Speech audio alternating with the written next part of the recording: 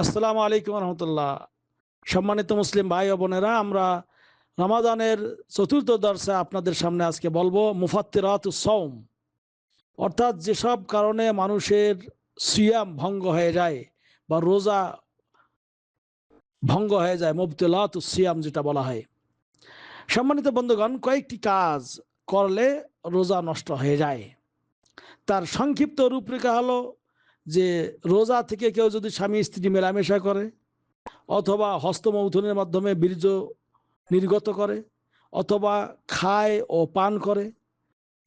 আর পঞ্চম নম্বর হলো যেই জিনিসগুলি খাওয়া এবং পান করার অর্থ বুঝায়।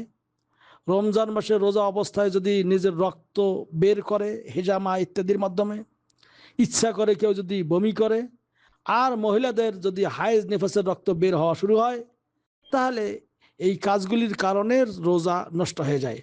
সংক্ষিপ্ত কথা হলো এই। তবে এর বর্ণনাগুলি আমি একটু দিতেছি।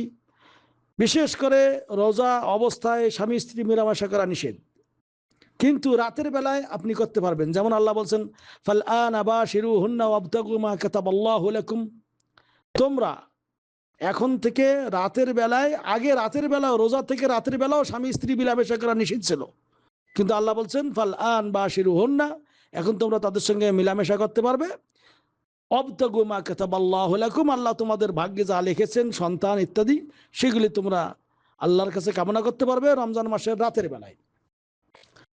এবং তোমরা খাবে কখন পর্যন্ত? কুলু ওয়াশরাবু, খাও এবং পান করো, হাত্তা ইয়াতাবায়্যানা লাকুমুল খাইতুল আবিয়াদু মিনাল খাইতিল আসওয়াদ মিনাল ফাজর, ফজরে কালো রেখা দূর হয়ে সাদা রেখা যখন প্রস্ফুটিত হয়, ততক্ষণ পর্যন্ত তোমরা খাও এবং পান করো। অর্থাৎ সুবেহ সাদেক আর সুবেহ কাজেব, সুবেহ কাজেব দূর হয়ে সুবেহ সাদেক, মানে কালো অন্ধকার দূর হয়ে শুভ্রতা যখন দেখা যায় রাতের বেলায় ফজরের আগে, তখন পর্যন্ত খাও এবং পান করো।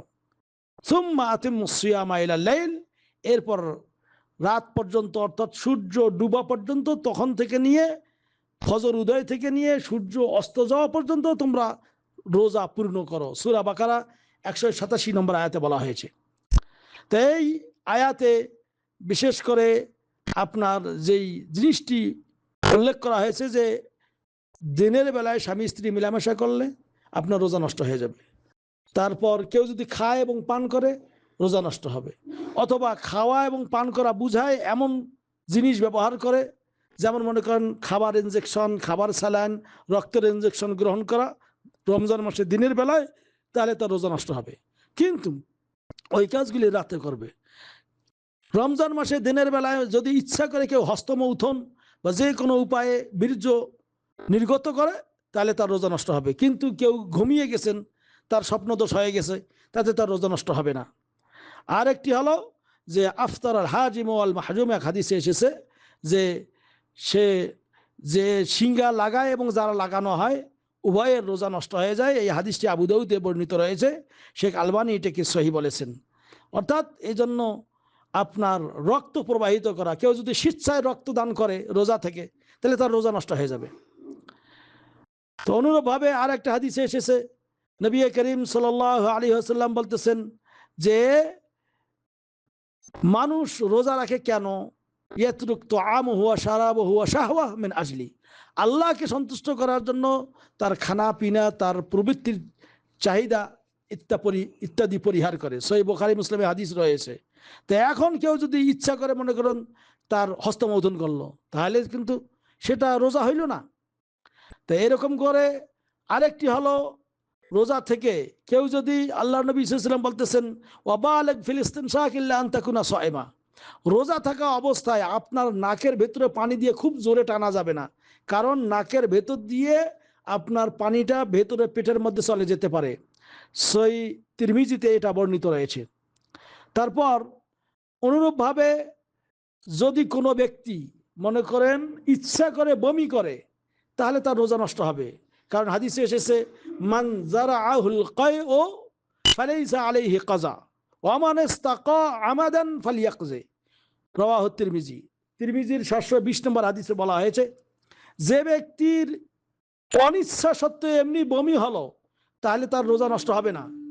কিন্তু যদি কোনো লোক ইচ্ছা করে আঙ্গুল মুখে ঢুকিয়ে বমি করে, তার রোজা নষ্ট হয়ে যাবে।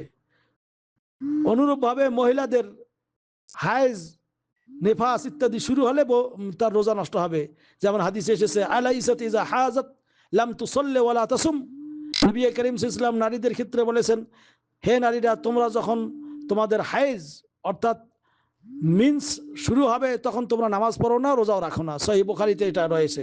অর্থাৎ তাদের সেক্ষেত্রে আর রোজা হবে না। যদি সূর্য ডোবার 1 মিনিট আগেও কোনো নারীর মনে করেন মিন্স শুরু হয়ে গেল, তাহলে তার রোজা হবে না। আর কোনো লোক যদি অনিচ্ছা সত্ত্বেও খায় এবং পান করে, তাহলে তার রোজা হয়ে যাবে। কারণ সে তো ইচ্ছা করে খায় নাই, পান করে নাই। কিন্তু অনিচ্ছা সত্ত্বে ইচ্ছা করে খাওয়াও যাবে না, পান করাও যাবে না। তাহলে এই কাজগুলির কারণে মানুষের রোজা নষ্ট হয়ে যায়। কাজেই এই কাজগুলি থেকে আপনাকে আমাকে সচেতন হতে হবে। তবে একটি হাদিস বলে শেষ করব, সেটি হলো এই, রোজা থেকে কেউ যদি স্বামী স্ত্রী ইচ্ছা করে তার যৌন মিলন করে, তাতে তাদের কোনো কিছু বের হোক আর না হোক, উভয়ের রোজা নষ্ট হয়ে যাবে এবং তাদেরকে তওবা করতে হবে। ওই দিনের রোজাটা পরবর্তীতে মানে ওই দিন আর কিছু খাইতে পারবে না এবং এই রোজাটা পরবর্তীতে তাকে রাখতে হবে। যদি এই রোজাটা স্বামী স্ত্রী দুইজনের সম্মতিতে হয়, এই মানে যৌন মিলনটা, তাহলে উভয়ের ওপর কাফফারা এবং কাজা আদায় হবে। কিন্তু যদি স্বামী জোরপূর্বক স্ত্রীর সঙ্গে ব্যবহার করে, তাহলে স্বামীকে এটার কাজা কাফফারা দুইটাই দিতে হবে, স্ত্রীকেও তওবা করতে হবে। এজন্য তার কাফফারা দেওয়া লাগবে না, কিন্তু তাকে কাজা দিতে হবে।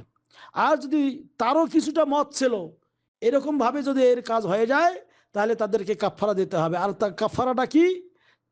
তার কাফারা হলো যে কোনো লোক যদি এরকম স্বামী স্ত্রী মিলামেশা করে, তাহলে তাকে 2 মাস লাগাতার রোজা রাখতে হবে।